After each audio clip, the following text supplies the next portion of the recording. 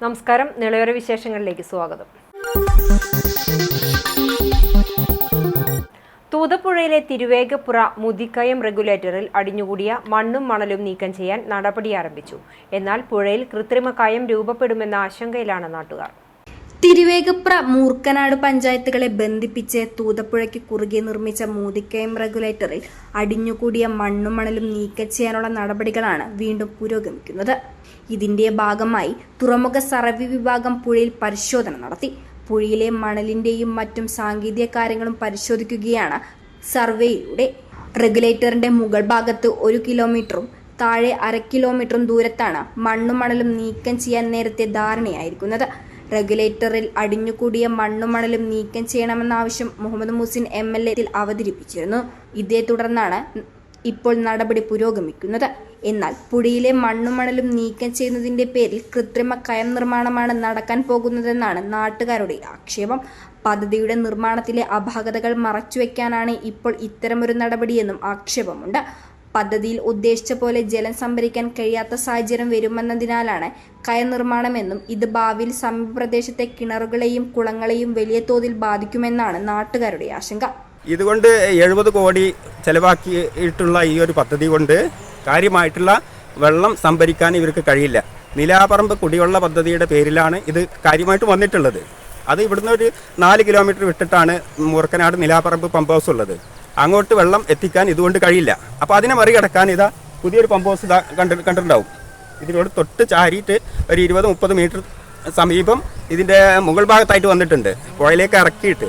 അപ്പോൾ അതിൽ ഇപ്പോൾ ഇവർ പറയുന്നത് എന്താ വെച്ചാൽ, ഈ പാലത്തിലൂടെ അടിയിലൂടെ വെള്ളം സുഗമമായി ഒഴുകേണ്ടതിന് 1 കിലോമീറ്റർ മുകളിലേക്ക് മൂർക്കനാട് വരേക്കും 1 കിലോമീറ്ററിൽ മണ്ണും മണലും നീക്കണം എന്നുള്ളതാണ്. അതായത് ഇതിൻ്റെ 1/2 കിലോമീറ്റർ താഴെ പിന്നെ കുറമണ്ണൂർ ഭാഗത്തേക്ക് അവിടേക്കും ഒരു 1/2 കിലോമീറ്റർ താഴെ മണ്ണും മണലും നീക്കണം എന്നുള്ളതാണ്. അങ്ങനെ പുഴ ആഴം കൂട്ടണം.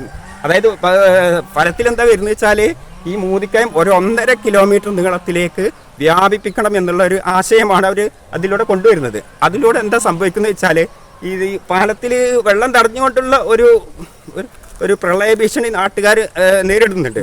അതിന് പുറമെ ഈ വേനൽക്കാലത്ത് ഇതുപോലെ ഈ പമ്പ് ഹൗസിൽ നിന്ന് ഈ കയത്തിൽ നിന്ന് കൃത്രിമമായി ഉണ്ടാക്കിയ കയത്തിൽ നിന്ന് വെള്ളം കൊണ്ടുപോയി കഴിഞ്ഞാൽ ഈ പരിസരത്തെ വീടുകളിലൊന്നും പിന്നെ വെള്ളം ഉണ്ടാവില്ല.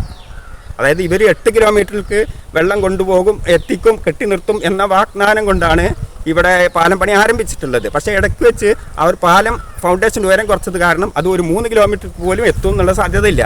നിലാപറമ്പ് കുടിവെള്ള പദ്ധതിയിലേക്കുള്ള അതിൻ്റെ പമ്പ് ഹൗസിലേക്കുള്ള ദൂരം 4 കിലോമീറ്ററാണ്. അങ്ങോട്ട് എത്താൻ കഴിയില്ല എന്ന് ബോധ്യമുള്ളത് കൊണ്ടാണ് അവർ ഇപ്പോൾ 1 കൊല്ലമായിട്ടുള്ളൂ ഈ പുതിയ പമ്പ് ഹൗസ് ഇതിൻ്റെ അകത്ത് അവർ സ്ഥാപിച്ചിട്ടുള്ളത്. അപ്പോൾ ഈ കൃത്രിമമായിട്ടുള്ള കുളത്തിൽ നിന്ന് അവരുണ്ടാക്കിയിട്ട് ആ കുളത്തിൽ നിന്ന് വെള്ളം പമ്പ് ചെയ്തുവാൻ കൊണ്ടുപോയാൽ ഈ പരിസരത്തുള്ള നാട്ടുകാരിൽ നിന്ന് അവരുടെ കിണറുകളിൽ നിന്നെല്ലാം വെള്ളം താഴ്ന്നു പോകുന്നൊരവസ്ഥയുണ്ട്. 8 പഞ്ചായത്തുകളിലേക്ക് കുടിവെള്ളം എത്തിക്കൽ ലക്ഷ്യമിട്ടാണ് റെഗുലേറ്ററി വിഭാവനം ചെയ്തത്. ഇതിനാവശ്യമായ വെള്ളം നിലവിലെ അവസ്ഥയിൽ സംഭരിക്കാൻ കഴിയുന്നില്ലെന്നും നാട്ടുകാർ ചൂണ്ടിക്കാണിക്കുന്നു. മഴക്കാലത്ത് പദ്ധതിക്ക് സമീപം വെള്ളപ്പൊക്ക ഭീതിയും നിലനിൽക്കുന്നുണ്ട്. ഇതുമായി ബന്ധപ്പെട്ട മുഖ്യമന്ത്രി ഉൾപ്പെടെയുള്ളവർക്ക് പരാതി നൽകിയതായും നാട്ടുകാർ പറഞ്ഞു. ഞങ്ങൾ ഇതിൽ മുഖ്യമന്ത്രി അടക്കമുള്ളവർക്ക് പരാതികളൊക്കെ കൊടുത്തിട്ടുണ്ട്. അപ്പോൾ അവരിൽ നിന്നുള്ള ഒരു നല്ല സമീപനം ഉണ്ടാകും എന്നുള്ളത് ഞങ്ങൾ ആദ്യം തന്നെ ഇതിൻ്റെ പരാതിയിൽ ആവശ്യപ്പെട്ടിരുന്നത് ഈ പാലം ഉയരം കൂട്ടണം എന്നുള്ളതായിരുന്നു. ഫൗണ്ടേഷൻ ഉയരം കുറച്ചത് ഉയരം കൂട്ടിയിട്ട് സ്ഥാപിക്കണം എന്നുള്ളതായിരുന്നു. അപ്പോൾ അതിന് ഒരു കൃത്യമായ നടപടി ഉണ്ടായില്ല. അത് കാരണം ഞങ്ങൾ ആ പരാതി തന്നെ പറഞ്ഞു, ഇതിൻ്റെ പാലം ഇവരുടെ കണക്ക് കിഴക്കിൻ്റെ കണക്ക് പ്രകാരം മാക്സിമം ഫ്ലഡ് ലെവല് 18 മീറ്റർ. ഈ പാലത്തിൻ്റെ അടി മുതൽക്ക് പാറ മുതൽക്ക് 18 മീറ്ററാണ് അവർ കണക്കാക്കിയിട്ടുള്ളത്. അതിലേ വെള്ളം വരുള്ളൂ എന്ന്. അതായത് ഇതിൻ്റെ വീമുകൾക്ക് 2 മീറ്റർ താഴെ, വീമ് വെച്ചതിൻ്റെ 2 മീറ്റർ താഴെ മാത്രമേ വെള്ളം വരുള്ളൂ എന്നുള്ളൊരു കണക്കാണ്. പക്ഷെ അതിന് 4 മീറ്റർ മുകളിൽ ഇപ്പോൾ കഴിഞ്ഞ ജൂലൈയിൽ വന്നു. മനസ്സിലായോ? അപ്പോൾ അത്രയും ഒരു അപകടകരമായ ഒരവസ്ഥയിലാണ് ഈ പാലം ഉള്ളത്. അപ്പോൾ ഇനി ഞങ്ങൾക്ക് ആവശ്യപ്പെടാനുള്ളത് ഇതിൻ്റെ ഇതിനെ പരിഹരിക്കുക എന്നുള്ള പേരിൽ ഇവിടെ മണൽ നീക്കി കഴിഞ്ഞാൽ മറ്റൊരു പ്രശ്നത്തിലേക്കുള്ള വഴി തുറക്കലായിരിക്കും അത്. കാരണം ഈ വേനൽക്കാലത്ത് ഈ കുളത്തിൽ ഉള്ള വെള്ളം മാത്രമേ അവർക്ക് അടിക്കാണ്ടാവുള്ളൂ. പാലം ഫൗണ്ടേഷൻ ഉയരം കുറച്ചുകൊണ്ട് 8 കിലോമീറ്റർക്ക് എത്തൂല, അതുകൊണ്ട് 3 കിലോമീറ്റർക്ക് ഒന്ന് പരന്ന് കാണേ ഉണ്ടാവുള്ളൂ. അപ്പോൾ ഇവിടുന്ന് ഇവരുടെ പദ്ധതി 1 കിലോമീറ്ററിൽ ഒരു കുളം ഉണ്ടാക്കുക, ബാക്കിൽ 1/2 കിലോമീറ്ററും, അങ്ങനെ 1.5 കിലോമീറ്ററിൽ ഉള്ള ഒരു കൃത്രിമ കുളത്തിൽ നിന്ന് വെള്ളം അടിച്ചു കൊണ്ടുപോയാൽ ഈ പരിസരത്തൊന്നും പിന്നെ വെള്ളം കിട്ടൂല. 2020 69 കോടി രൂപ ചെലവഴിച്ച് മൂദിക്കയം റെഗുലേറ്റർ കം ബ്രിഡ്ജിന്റെ നിർമ്മാണം തുടങ്ങിയത്. 2024 മെയ് മാസത്തോടെ പ്രവൃത്തികൾ പൂർത്തിയായി. പാലത്തിലേക്കുള്ള റോഡിന്റെ കാര്യത്തിൽ ഇനിയും അന്തിമ തീരുമാനമായില്ല. റോഡ് നിർമ്മാണം നടപ്പാക്കാനുണ്ട്. 1 വർഷം കഴിഞ്ഞിട്ടും റെഗുലേറ്ററിൽ ജലസംഭരണവും തുടങ്ങാനായില്ല. പട്ടാമ്പി നഗരസഭയിൽ പകർച്ചവ്യാധി പ്രതിരോധ പ്രവർത്തനങ്ങൾ ഊർജിതമാക്കാൻ ബന്ധപ്പെട്ടവരുടെ യോഗത്തിൽ തീരുമാനം. നഗരസഭാ ചെയർപേഴ്സൺ ഒ ലക്ഷ്മിക്കുട്ടിയുടെ അധ്യക്ഷതയിലായിരുന്നു യോഗം ചേർന്നത്. പട്ടാമ്പി നഗരസഭയിൽ മഴക്കാലപൂർവ്വ ശുചീകരണ പ്രവർത്തനങ്ങളുടെ മുന്നൊരുക്കങ്ങൾക്കായാണ് ബന്ധപ്പെട്ടവരുടെ യോഗം വിളിച്ചു ചേർത്തത്. പകർച്ചവ്യാധികൾ തടയുന്നതിന്റെ ഭാഗമായി വാർഡുകൾ തോറും പ്രതിരോധ പ്രവർത്തനങ്ങൾ ഊർജിതമാക്കുവാൻ യോഗത്തിൽ തീരുമാനമായി. നഗരസഭാ ചെയർപേഴ്സൺ ഒ ലക്ഷ്മിക്കുട്ടിയുടെ അധ്യക്ഷതയിലായിരുന്നു യോഗം. ഉദ്യോഗസ്ഥരെയും അതുപോലെ സേനകളെയും നമ്മൾ സജ്ജരാക്കി ഇരുത്തിക്കൊണ്ട് ഈ ഡെങ്കു എന്ന വിപത്ത്, ഡെങ്കു മാത്രമല്ല, ഇപ്പോൾ എലിപ്പനി, അതുപോലെ തന്നെ മഞ്ഞപ്പിത്തം, എല്ലാവിധ പകർച്ചവ്യാധികളും ഇപ്പോൾ എല്ലാ ഭാഗത്തും കണ്ടുവരികയാണ്. അതുപോലെ തന്നെ നമുക്കറിയാം, ഓമല്ലൂർ പഞ്ചായത്തിൽ ഇപ്പോൾ മഞ്ഞപ്പിത്തത്തിന്റെ ഒരു അവസ്ഥ ഒന്നും മാറിയിട്ടേ ഉള്ളൂ. അപ്പോഴേക്കും അവിടെ ഡെങ്കു കൂടുതൽ പടർന്നു പിടിച്ചു. നഗരസഭാ പ്രദേശത്തെ ഡെങ്കിപ്പനി ഉൾപ്പെടെയുള്ള രോഗങ്ങൾ റിപ്പോർട്ട് ചെയ്തിട്ടുണ്ട്. ഈ സാഹചര്യത്തിൽ പകർച്ചവ്യാധി പ്രതിരോധ പ്രവർത്തനങ്ങൾ ഊർജിതമാക്കുവാൻ യോഗത്തിൽ തീരുമാനമായി. ഡെങ്കിപ്പനി, മഞ്ഞപ്പിത്തം എന്നിവ പടർന്നു പിടിക്കാതിരിക്കുവാൻ ആവശ്യമായ പ്രതിരോധ നടപടികൾ സ്വീകരിക്കുവാനും യോഗത്തിൽ തീരുമാനമായി. ശുചീകരണ പ്രവർത്തനങ്ങളും നടപ്പാക്കും. നഗരസഭാ vice chairman T P Shaji, മറ്റു കൗൺസിലർമാർ, ഉദ്യോഗസ്ഥർ, ജീവനക്കാർ തുടങ്ങിയവരും പങ്കെടുത്ത് സംസാരിച്ചു. ഉഷയെ ഞാൻ കൊന്നു, ഇതിന് എന്ത് ശിക്ഷ അനുഭവിക്കാനും തയ്യാർ. കുടുംബ ഗ്രൂപ്പിൽ ഭർത്താവിന്റെ ശബ്ദ സന്ദേശം എത്തിയതിനു പിന്നാലെ ഭാര്യയെ വീട്ടിൽ മരിച്ച നിലയിൽ കണ്ടെത്തി. ഭർത്താവിന്റെ ശബ്ദ സന്ദേശം CCTV ന്യൂസിന് ലഭിച്ചു. ഉഷ മരിച്ചു, ഉഷനെ ഞാൻ കൊന്നു, എല്ലാവരും ഒന്ന് അറിയിക്കാൻ വേണ്ടി വിളിച്ചിട്ട് ആരും കിട്ടുന്നില്ല. അത് ഞാൻ ചെയ്തു. അതിന് എന്ത് ശിക്ഷ വന്നാലും ഞാൻ അനുഭവിക്കാൻ കഴിയാം. തൃത്താല ഒതലൂർ സ്വദേശിനി കൊങ്ങശ്ശേരി വളപ്പിൽ 57 വയസ്സുള്ള ഉഷനന്ദിനിയെയാണ് മുറിയിൽ മരിച്ച നിലയിൽ കണ്ടെത്തിയത്. സംഭവത്തിൽ ഉഷയുടെ ഭർത്താവ് 62 വയസ്സുള്ള മുരളീധരനെ പോലീസ് കസ്റ്റഡിയിലെടുത്തു. ബുധനാഴ്ച കാലത്താണ് മുരളീധരന്റെ ശബ്ദ സന്ദേശം കുടുംബ ഗ്രൂപ്പുകളിൽ എത്തുന്നത്. ശബ്ദ സന്ദേശം കേട്ട ഉടൻ സമീപത്തെ പടിഞ്ഞാറങ്ങാടി ടൗണിൽ പോയ ഇരുവരുടെയും മകൻ മനീഷ് അയൽവാസിയായ സ്ത്രീയെ വിവരമറിയിക്കുകയും ഇവർ വീട്ടിൽ പോയി നോക്കിയതോടെ ഉഷനന്ദിനിയെ മരിച്ച നിലയിൽ കാണുകയുമായിരുന്നു. കഴിഞ്ഞ 2 മാസത്തോളമായി ഉഷനന്ദിനി അസുഖബാധിതയായി തളർന്ന് കിടക്കുകയായിരുന്നു. ഇതിൽ മനനൊന്ത് മുരളീധരൻ ഉഷയെ ശ്വാസമുട്ടിച്ച് കൊലപ്പെടുത്തുകയായിരുന്നുവെന്നാണ് പ്രാഥമിക നിഗമനം. വിവരമറിഞ്ഞ് ഷൊർണൂർ ഡിവൈഎസ്പി മനോജ് കുമാറിന്റെ നേതൃത്വത്തിൽ തൃത്താല പോലീസ് സ്ഥലത്തെത്തി പരിശോധന നടത്തി. കൂടുതൽ ചോദ്യം ചെയ്യലുകൾക്കും പോസ്റ്റ്മോർട്ടം റിപ്പോർട്ട് ലഭിച്ച ശേഷവും മാത്രമേ സംഭവത്തിൽ കൂടുതൽ വ്യക്തത കൈവരികയുള്ളൂവെന്ന് പോലീസ് പറഞ്ഞു. ഇൻക്വസ്റ്റ് നടപടികൾ പൂർത്തിയാക്കി മൃതദേഹം പോസ്റ്റ്മോർട്ടം നടപടികൾക്കായി കൊണ്ടുപോയി. തണ്ണീർക്കോട് കൂനമ്മൂച്ചി TPMKയുടെ കാൽപ്പാടുകൾ എന്ന പേരിൽ എഴുതിയ ആത്മകഥ പ്രകാശനം ചെയ്തു. സാഹിത്യകാരൻ ആലങ്കോട് ലീലാകൃഷ്ണൻ റഹ്മാൻ അഹ്സനിക്ക് കൈമാറി പ്രകാശന കർമ്മം നിർവഹിച്ചു. നാടിന്റെ പഴയകാല സ്മരണകൾ ഓർമ്മപ്പെടുത്തിയും താൻ പിന്നിട്ട വഴികളെ ഓർത്തെടുത്തും എഴുതിയ പുസ്തകം വായനക്കാർക്ക് മികച്ച അനുഭവം പ്രദാനം ചെയ്യുമെന്ന് ആലങ്കോട് ലീലാകൃഷ്ണൻ പറഞ്ഞു. SMK തങ്ങൾ അധ്യക്ഷനായി. MA Muhammad Kutty, Viswanathan, Sasi, KV Ravi, ward member PV Muhammad Unni, Ashraf Pallath, CP Shoukath തുടങ്ങിയവർ പങ്കെടുത്തു. TPMK മൗലവി ചടങ്ങിൽ നന്ദി പറഞ്ഞു. മുൻ പ്രധാനമന്ത്രി രാജീവ് ഗാന്ധിയെ അനുസ്മരിച്ച് പട്ടാമ്പി മേഖലയിൽ കോൺഗ്രസിന്റെ നേതൃത്വത്തിൽ അനുസ്മരണ പരിപാടികൾ സംഘടിപ്പിച്ചു. മുൻ പ്രധാനമന്ത്രി രാജീവ് ഗാന്ധിയുടെ 35ാമത് രക്തസാക്ഷിത്വ ദിനാചരണമാണ് വിവിധ പരിപാടികളോടെ നാടെങ്ങും സംഘടിപ്പിച്ചത്. കോൺഗ്രസിന്റെ നേതൃത്വത്തിൽ അനുസ്മരണ പരിപാടികൾ നടത്തി. പട്ടാമ്പി കോൺഗ്രസ് ഭവനിൽ നടന്ന അനുസ്മരണ പരിപാടി KPCC അംഗം C സംഗീത ഉദ്ഘാടനം ചെയ്തു. ഇന്ന് രാജ്യമെമ്പാടും രാജീവ്ജിയുടെ രക്തസാക്ഷിത്വ ദിനം ആചരിക്കുകയാണ്.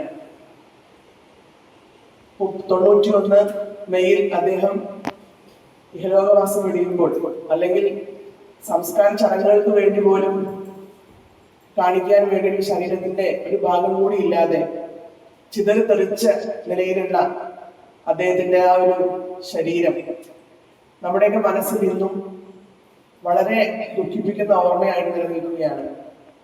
വളരെ യാദൃശ്ചികമായിട്ട് രാഷ്ട്രീയത്തിലേക്ക് കടന്നു വന്ന ഒരാളെന്ന നിലയിൽ ഇന്ന് ശരിക്കും പറയുകയാണെങ്കിൽ 34ാം രക്തസാക്ഷി ദിനം പോലെ തന്നെ ഈ മെയ് മാസം അദ്ദേഹം കോൺഗ്രസിൽ അംഗത്വം എടുത്തിട്ട് 44 വർഷം തികയുകയാണ്. അദ്ദേഹത്തിന്റെ അമ്മ ലോകത്തുള്ളവരെ കുരുക്കു വലുതായെന്ന് വിശേഷിപ്പിച്ച ഇന്ദിരാഗാന്ധിയുടെ ആകസ്മികമായിട്ടുള്ള മരണം അല്ലെങ്കിൽ ആകസ്മികമായിട്ടുള്ള വധം ആണ് അദ്ദേഹത്തെ ഇന്ത്യയുടെ പ്രധാനമന്ത്രിയായി സത്യപ്രതിജ്ഞ ചെയ്ത് അധികാരം ഏൽക്കാനുള്ള സാഹചര്യം ഉണ്ടാക്കിയത്.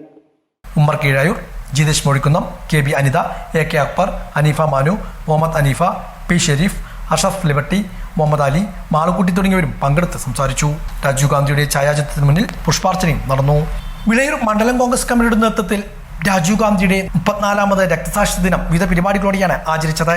ദളിത് കോൺഗ്രസ് സംസ്ഥാന സെക്രട്ടറി നീലടി സുധാകരൻ അനുസ്മരണ ചടങ്ങ് ഉദ്ഘാടനം ചെയ്തു. അദ്ദേഹത്തിൻ്റെ ചുരുക്കും ലോകത്തോടുള്ള കാഴ്ചപ്പാടുകളും അദ്ദേഹം നമ്മുടെ ഇന്ത്യക്ക് നൽകിയ വിലപ്പെട്ട സംഭാവനകളാണ്.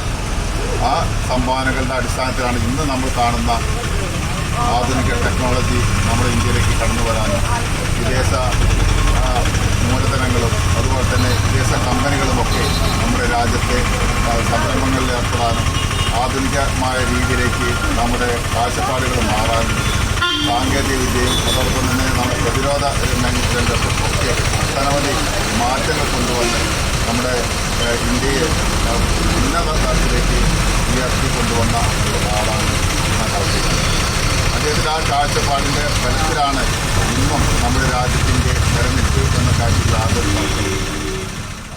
മണ്ഡലം പ്രസിഡന്റ് A സജീവ് കുമാർ അധ്യക്ഷനായിരുന്നു. KV ഉമ്മർ, വാപ്പുട്ടി, KP സുധീർ, അമീർ തുടങ്ങിയവർ പങ്കെടുത്ത് സംസാരിച്ചു. കൊപ്പം പഞ്ചായത്ത് കോൺഗ്രസ് കമ്മിറ്റിയുടെ നേതൃത്വത്തിൽ രാജീവ് ഗാന്ധി അനുസ്മരണം സംഘടിപ്പിച്ചു. DCC സെക്രട്ടറി കമ്മുക്കുട്ടി എടത്തോൾ അനുസ്മരണ സമ്മേളനം ഉദ്ഘാടനം ചെയ്തു. AP രാമദാസ് അനുസ്മരണ പ്രഭാഷണം നടത്തി. ആമയൂർ മണ്ഡലം Congress committee president TK Shukoor അധ്യക്ഷനായിരുന്നു. AK മുസ്തഫ, രവി സരോവരം, വേണുഗോപാൽ, അജയ് ഘോഷ്, V കൃഷ്ണൻ, മുരളീധരൻ, പ്രകാശൻ തുടങ്ങിയവരും പങ്കെടുത്ത് സംസാരിച്ചു. തിരുവേഗപ്പുറ മണ്ഡലം കോൺഗ്രസ് കമ്മിറ്റിയുടെ നേതൃത്വത്തിലും രാജീവ് ഗാന്ധിയെ അനുസ്മരിച്ചു. സേവാദൾ പട്ടാമ്പി നിയോജകമണ്ഡലം ചെയർമാൻ ബഷീർ നടുവട്ടം ഉദ്ഘാടനം ചെയ്തു. മണ്ഡലം പ്രസിഡന്റ് ഹമീദ് പാറക്കൽ അധ്യക്ഷനായിരുന്നു. KK Muhammad Ali, MT Rafeeq, Abdurahman, PK Sulaiman, Majeed തുടങ്ങിയവരും പങ്കെടുത്ത് സംസാരിച്ചു. രാജീവ് ഗാന്ധിയുടെ 35ാമത് ചരമവാർഷിക ദിനത്തിൽ ചാലിശ്ശേരി ഇന്ദിരാഭവനിൽ നടന്ന അനുസ്മരണ പരിപാടിക്ക് മണ്ഡലം പ്രസിഡന്റ് PV ഉമ്മർ മൗലവി അധ്യക്ഷത വഹിച്ചു. DCC ജനറൽ സെക്രട്ടറി K ബാബുനാസർ അനുസ്മരണ പ്രഭാഷണം നടത്തി. UDF തൃത്താല നിയോജക മണ്ഡലം chairman TK Sunilkumar, block Congress committee general സെക്രട്ടറിമാരായ ഹുസൈൻ പുളിയഞ്ഞാലിൽ, ഗോപിനാഥ് പാലഞ്ചേരി, ഹാഷിം അച്ചാരത്ത്, മണ്ഡലം വൈസ് പ്രസിഡന്റ് പ്രദീപ് ചെറുവാശ്ശേരി, മജീദ് തച്ചറായിൽ, സലിം മൈലാടിക്കുന്ന് എന്നിവർ പങ്കെടുത്തു. ഇതോടെ നിളയോര വിശേഷങ്ങൾ സമാപിക്കുന്നു. നമസ്കാരം.